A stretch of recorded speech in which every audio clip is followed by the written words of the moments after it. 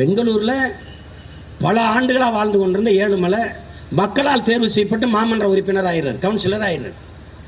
அவரை பதவியேற்க கூடாது என்று கர்நாடகாவில் போராட்டம் நடக்குதுங்க. ஒரு கவுன்சிலர் மாமன்ற உறுப்பினருக்கு ஆந்திர காட்டுக்குள்ள நம்ம அண்ணன்ல அந்த தம்பி ஒருத்தனை அம்மனமாக்கி நிர்வாணமாக்கி கதற கதற பெரிய தடி கொண்டு அடிக்கிறாங்க. அம்மா அம்மா அம்மா ஏன்னு அழுதுட்டு ஓடுறதை கேட்கும்போது அப்படியே நெஞ்சு வெடிக்குது. எப்படி இப்போ நாம் தமிழர் கட்சி முதலமைச்சராக இருக்குது, அதிகாரம் வந்துடுச்சு, அவன் தொற்றுவான்னு நினைக்கிறேன். நீ அடிக்கணுங்கிற எண்ணம் அவனுக்கு கனவுல கூட வராது. அவனுக்கு தெரியுங்க, அவனுக்கு தெரியும். ஜெயலலிதா அதிகாரம் தமிழனுக்கான அதிகாரம் இல்லை, கருணாநிதி அதிகாரம் தமிழனுக்கானது அல்ல, எம்ஜிஆர் அதிகாரம் தமிழனுக்கானது அல்ல. அவனுக்கு தெரியும், உண்மையிலே தெரியும். நான் சொல்கிறது உங்களுக்கு வேடிக்கை இருக்குது. அம்மையார் ஜெயலலிதாவை கைது பண்ணி சிறையில் வச்சுட்டாங்க, இந்த வருமானத்துக்கு அதிகமாக சொத்து சேர்த்ததில்லை. கர்நாடகாவிலே லட்டு கொடுக்குறான், இலங்கையிலே லட்டு கொடுக்குறான். சிங்களன் லட்டு கொடுத்து கொண்டாடும் போது ஒரு எதிர்கட்சி தலைவன் பேட்டி கொடுக்குறான், ரொம்ப கொண்டாடாதீங்க, ஜெயலலிதாவின் குரல் மௌனமாயிருச்சு என்று நீங்கள் கொண்டாடாதீர்கள், ஜெயலலிதாவை விட பேராபத்தான ஒருவன் வளர்ந்து கொண்டு வருகிறான் சீமான் என்பவன்கிறான். நான் சொல்லலை, அவனே சொல்லியிருக்கான், பத்திரிகையில் துண்டிச்சு வச்சிருக்கான் செய்தியை.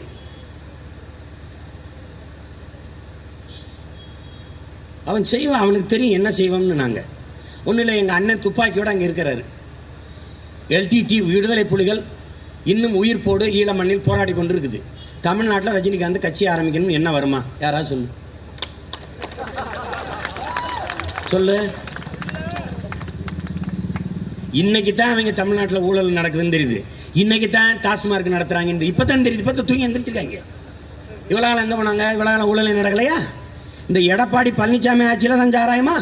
எடப்பாடி பழனிசாமி ஆட்சியில் தான் இந்த ஊழலா? ஊழலா?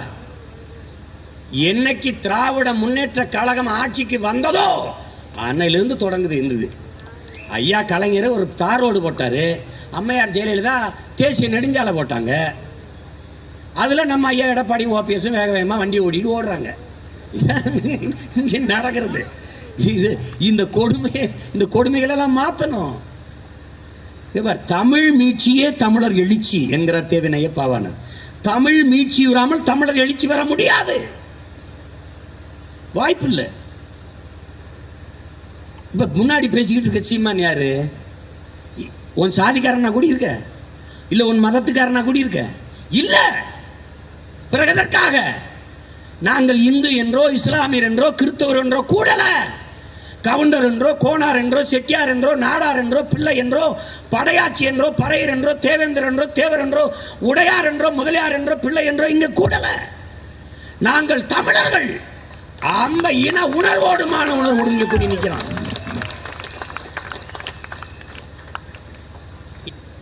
இப்போ உங்களுக்கு ஒன்று சொல்கிறேங்க, எம்ஜிஆர் கட்சி ஆட்சி, எம்ஜிஆர் கட்சி அப்போ எல்லாருக்கும் தேர்தலில் நிற்க இடம் ஒதுக்கப்படுது. யாராருக்கு எந்தெந்த ஆளுக்குன்னு இடம் சீட்டு. அந்த நேரத்தில் அருப்புக்கோட்டை தொகுதியில் போட்டிடுறதுக்கு நாடார்கள்லாம் போய் எம்ஜிஆரை சந்திக்கிறாங்க. எங்கள் ஆளுங்க தான் அதிகம், அதனால் நாடாருக்கு கொடுத்தீங்கன்னா தான் அதை ஜெயிக்க முடியும் தலைவரே. இவங்க போயிட்டாங்க, தேவர்கள்லாம் வர்றாங்க. தேவர்கள் தான் அருப்புக்கோட்டையில் அதிகம் தலைவரே, தேவருக்கு கொடுத்தீங்கன்னா தான் நம்ம அந்த இடத்த வெல்ல முடியும், தேவருக்கு சீட்டு ஒதுக்குங்க. சரி போங்க, நான் காலையில் சொல்கிறேன். யாது இது எம்ஜிஆர். செய்தித்தாளை படிக்கிறாங்க, காலையில் அறிக்கை வருது, அருப்புக்கோட்டையில் எம்ஜிஆரே போட்டிட்டார், வென்றுட்டார். வென்றுட்ட பிறகு இந்த நாடாருக்காக வந்தவங்க தேவருக்காக வந்தவங்க எல்லாரையும் கூப்பிட்டு உட்கார வைக்கிறது. என்ன நாடார் கொடுத்தா தான் ஜெயிப்பான், தேவர் கொடுத்தா தான் ஜெயிப்பான். நீங்கள் ரெண்டு பேரும் சேர்ந்து மலையாளி என்னை ஜெயிக்க வச்சுட்டான். எப்படி இருக்கு இது? நான் அண்ணன் சொல்கிறது நீங்கள் சிரிக்கல, சிந்திக்க ஆழமாக நுட்பமாக யோசிச்சுப்பார். அதில் இருக்கிற வழி புரியும். உன்னுடைய அறியாமையும் உன்னுடைய இன உணர்வு மான உணர்வற்ற ஈனத்தனமும் தெரியும். அதை உணர்த்துறார் அவர். மம்முட்டி சொல்லிட்டு போகிற போக்கில் சொல்லிட்டு போகிறார் பாரு. கேரளாவில் மக்கள் திரையரங்குகளில் முதலமைச்சரை தேடுவதில்லையே. யார்? நமக்கு தான் சொல்கிறார் இவர், நமக்கு தான் சொல்கிறார். இதை நுட்பமாக விளங்கி கொள்ளணும். நீ முதல்ல நீ ஒன்றும் செய்வனா, நீ யாருன்னு தேடி படி. நீ யாரு? தமிழன் ஏன் அடிமையானான்? ஐயா காப்பா அரவாணன் எழுதின புத்தகங்கள் எல்லாம் வாங்கி படி. தமிழனின் பெருமை என்ன? தேடி தேடி படி. யார் அரசேந்திரன், யார் அவங்க அப்பா அருண்மொழி, யார் கரிகால் சோழன், யார் புலித்தேவன், யார் மருதிருவர், யார் வேலுநாச்சியார், யார் தீரன் சின்னமலை, தேடி படி. ஒன்றும் வரலாறு பெருசா இல்ல. வரலாற்றில் புறக்கணிக்கப்பட்ட இனத்தின் பிள்ளை நீ. உன்னைய மறைச்சிட்டான். ஏன்? வரலாறு இருந்தால் உலகம் முழுமைக்கும் தமிழன் நாடாக இருந்திருக்கும். அவன் படிக்கல. படிக்காதனால ஜெயலலிதா காலையும் கருணாநிதி காலையும் குப்புற வந்துட்டான்.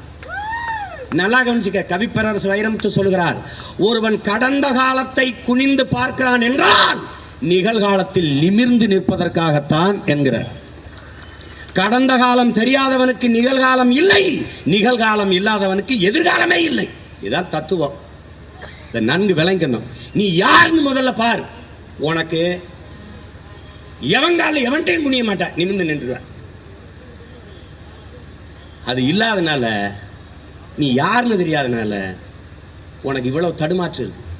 நீ ஆகச் சிறந்தவன், ஆகச் சிறந்தவன். உலகத்திற்கு அறிவை கடன் கொடுத்த ஒரு இனத்தின் மகன். அறிவியல், நாகரிகம், தொழில்நுட்பம், வேளாண்மை, பண்பாடு, நாகரிகம் எல்லாவற்றையும் கற்பித்துக் கொடுத்த ஒரு இனத்தின் பிள்ளை நீ. நீ அதை புரிந்துக்கிற வேணாமா? உன் முன்னோர்கள் எவ்வளவு பெருமைப்பட வாழ்ந்தவர்கள். கண்ணகி போய் சிலப்பதிகாரம் பாடுதல, வெறும் இலக்கிய சான்று தான் உனக்கு இருக்கு வரலாற்றில். நல்லா கவனிச்சுக்க. கண்ணகி போய் என்ன செய்யறா? நம்ம பாட்டன் பாண்டியன் நெடுஞ்செழியன்ட்ட போய் நீதி கேட்கிறா. நீ வந்து நீதான் திருடன், என் கணவனை திருடன்ட்ட போய் நிரூபிக்கிறார். தன் கால் சிலம்பை உடைத்து நீ தவறு செய்து விட்டாய் என்று அந்த இடத்துல பாண்டியன் நெடுஞ்செழியன்ட்ட நீதியை நிலைநாட்டுறார். இது நீ என்ன கவனிக்கணும்? மன்னராட்சி காலத்தில் அரசவைக்குள் ஒற்றை மனுஷி, ஒரு பெண்மகள் உள்வந்து அரசனுக்கு முன்பு வாதிட்டு நீதியை நிலைநாட்டிவிட முடியும் என்கிற ஜனநாயகத்தை மன்னராட்சி காலத்தில் உன் பாட்டன் வைத்திருக்கிறான் என்பதை நீ தெரிந்து கொள்ளணும். மக்களாட்சி காலத்தில் இன்னைக்கு சட்டசபைக்கு எடப்பாடிக்கு முன்னாடியே எதிர்க்கட்சி பேச முடியலையே. ஜெயலலிதா இருக்கும்போது ஒரு நாள் கூட ஐயா ஸ்டாலின் உட்கார்ந்துருக்கலையே. போனவொன்னே வந்துடுவார் வெளிநடப்பு. எப்பேற்பட்ட முன்னோர்கள், எப்படிப்பட்ட முன்னோர்கள்! நீதிக்காக உயிரை விட்டுருக்கான், தர்மத்துக்காக உயிரை விட்டுருக்கான், மானத்துக்காக உயிரை விட்டுருக்கான். நீ கற்பனை செஞ்சு பாரு. ஒரு கதைன்னு வச்சுக்க. மனுநீதி சோழனே ஒருத்தன் இல்லை, அது நடந்தே இருக்க முடியாது. ஆனால் ஒரு கதைன்னு வச்சுக்க, கற்பனைன்னு வச்சுக்க. ஆனால் ஒரு தேர்காலில் மாட்டின் கண்ணுக்குட்டியை கொன்னுட்டான் தன் மகன் இளவரசன். மாடு ஆராய்ச்சி மணி அடிச்சிருச்சு. தன் மகன் மாட்டு கண்ணுக்குட்டியை கொண்டானா, மாட்டுக்கு நீதி கொடுக்கணும். அதே மகனை அதே தேர்காலை ஏற்றி கொண்டான். இது கதை. கதையில் கூட, கற்பனையில் கூட தமிழின முன்னோர் நீதி வலுவாக நெறிமுறையில் வாழ்ந்திருக்காங்கிறதா அங்க தெரிஞ்சுக்கணும் நீ. அதுதான் அதுல முதன்மையான செய்தி. தாதுன் பறவை பேதுரல் அஞ்சி மணி நார்த்த மாண்பினை தேரன்னு அகநானூறு பாடுது. இதுக்கு என்ன பொருள்? தேர்ல வேகமா வந்துகிட்டு இருக்க தலைவன் காட்டுக்குள்ள போகும்போது நிறுத்து தேர, சல் சல்னு சத்தம் எழுப்பி அந்த மணிகளின் நாவை அடக்குங்கிறான். ஏன்? மலர்களில் தேனை உண்டு கொண்டிருக்கிற வண்டுகள், தேன் சிட்டுக்கள் அச்சத்தில் பறந்து ஓடிடக்கூடாது, தயவு செய்து இந்த மணியை சத்தமிடாமல் அடக்கு என்கிறான். என்றால் பூச்சிக்கும் குருவிக்கும் இரக்கம் காட்டிய இனத்தின் மகன் நீ. நன்கு விளங்கணும். எல்லா பயிலும் கல்லு மாவில் குழம்பு போட்டுக்கிட்டு இருந்தாங்க காலையில். நம்ம ஆத்தாள் அப்பனும் தாத்தனும் பாட்டியும் அரிசி மாவில் போட்டான். காரணம் என்ன? ஈக்கும் எறும்புக்கும் இரையாக இருக்கணும்ட்டு. ஈக்கி எறும்புக்கு இறை. அவ்வளவு இரக்க சிந்தனை, தர்ம வாழ்வு, தமிழன் மரபு, உயிர்ம நேயம் நுட்பமாக விளங்கி கொண்டு நீ நிமிரன். சும்மா இன்னும் வந்துக்கிட்டு ரஜினி வந்தால் தான் சரியாகும், கமல் வந்தால் தான் சரியாகும், உங்களையெல்லாம் கொன்னா தான் நாடு சரியாகும். நல்லா கவனிச்சுக்கணும். புரியுதா? புரியுதா ராஜா? சும்மா வருஷமாக 7 வருஷமாக நெஞ்சு வடைக்கு நாங்கள் கத்திட்டு கிடக்குறோம். கடும் கோபத்தில் இருக்கோம். சும்மா புரியுதா? உங்ககிட்டே பிச்சை எடுத்து உங்ககிட்ட உங்க முன்னாடி கூட்டத்தை போட்டு கத்திட்டு கிடக்குறோம். விளங்கணும். நீ பாரு, உன் இனத்தவர்களைப் போல, உன் முன்னவர்களைப் போல அறிவார்ந்தவன், பெருமை மிக்கவன், மாபெரும் வீர மக்கள் எவனும் கிடையாது. ஈஜிப்தில் நைல் நதியில் அணையை கட்ட போராடுறான், ஆனால் தோத்துறான்.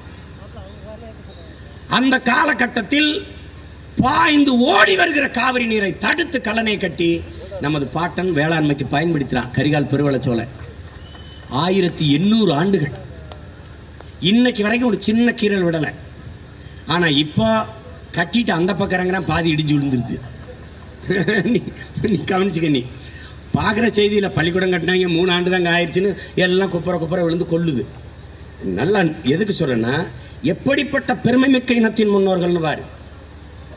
என் தம்பி கூட குறிப்பிட்டான், நல்லவர்கள் தான் நாட்டை ஆளணும், அப்போ எதுக்கு வெள்ளைக்காரனை விரட்டி விட்டீங்கன்னு என் தம்பி கார்த்திக் கூட பேசினான். என்னை பார்க்க ஜான் பென்னிக்குன்னு நம்ம ஐயா இருக்கார்ல, முல்லைப்பெரியாற்று அணையை கட்டியவர், அவருடைய வாரிசுகள் குடும்ப உறவினர்கள் என்னை பார்க்க வந்தாங்க.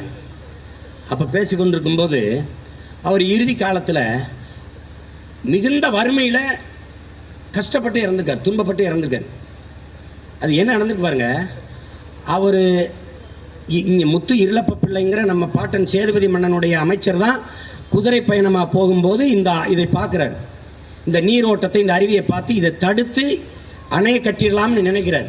ஆனால் அவர்களால் முடியல. அதற்கு பிறகு வெள்ளைக்காரன் வந்துடுறான். வெள்ளைக்காரன் வந்த பிறகு இந்த பென்னிக்குக்கு இந்த திட்டத்தை செயல்படுத்தலான்னு முயற்சிக்கிறார். அரசாங்கம் கொஞ்சம் காசு தருது, போராடி வாங்குறாரு. அதுக்கப்புறம் பணம் இல்லாத போட்டுருன்றேன். ஆனால் அவருக்கு விட மனசு இல்லை. ஒரு நல்ல காரியத்தை நம்ம செஞ்சிடணும்னு. யாரு நம்மை அடிமைப்படுத்தி ஆள வந்தவன் அவன் தேனி, கம்பம், குமிளி, ராமநாதபுரம், சிவகங்கை இந்த வறண்ட மானிய மாவட்டங்களை வாழ வைத்து விட வேண்டும் என்று பென்னிக்குங்கிற அந்த பெருமகன் நினைக்கிறான்.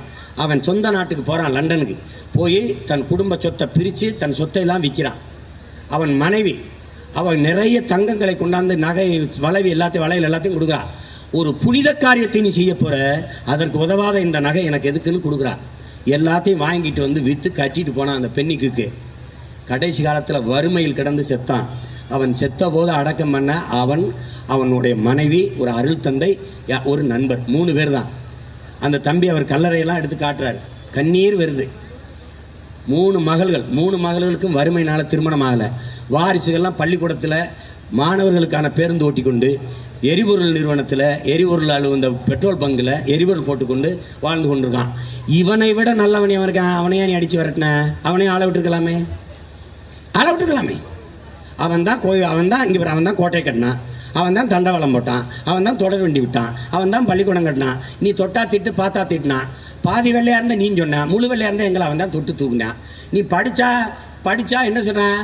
அடுத்த ஜென்மத்தில் வாயாலே தின்று வாயாலே மலம் கழிக்கும் வௌவால் முகம் கொண்ட மைத்ராச ஜோதிகனாக பிறப்பாங்கிறான். அவன் படிடா கிறுக்கு பழையன்னு பள்ளிக்கூடம் கட்டி படிக்க வச்சான். இவ்வளவு நல்லது பண்ணவன அவனையே விரட்டின. அவன் அந்நியங்கிற வெள்ளைக்காரனை போராடி விரட்டுவது ஃப்ரீடம் ஃபைட் என்றால், என் தாய் நிலத்தை நானே ஆளுகிற உரிமை வேண்டும் என்பது ஃபண்டமெண்டல் ரைட் என்பதை அருமை தம்பி தங்கிகள் புரிந்து கொள்ளும். உணவு இல்லை என்றால் உணவு இல்லை, உணவு இல்லை என்றால் உயிர்கள் இல்லை, உயிர்கள் இல்லை என்றால் உலகு இல்லை. உழவை மீட்போம், உலகை காப்போம். நமது சின்னம் விவசாயி. ஓட்டு பாருங்க, ஓட்டு அப்புறம் பாருங்க தமிழர் நாட்டை. வெல்ல போகிறான் விவசாயி. நமது சின்னம் விவசாயி.